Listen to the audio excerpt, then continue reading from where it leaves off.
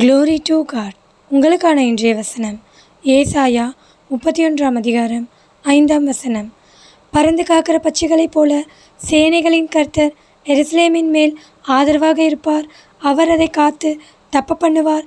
அவர் கடந்து வந்து அதை விடுவிப்பார்.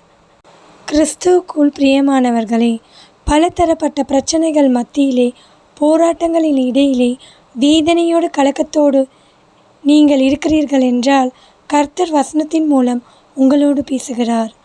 கர்த்தரே உங்களுக்கு ஆதரவாக இருக்க போகிறார். அவர் உங்களை எல்லாவற்றிலிருந்தும் காத்து தப்ப பண்ண போகிறார். பாவங்களிலிருந்தும் எல்லா வகையான பிரச்சனைகளிலிருந்தும் கடன் சுமைகளிலிருந்தும் கர்த்தர் உங்களை விடுவிக்க போகிறார்.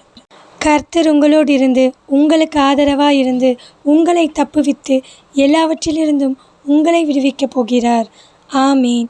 தேவன் தாமே உங்களை ஆசீர்வதிப்பாராக. ஆமீன்.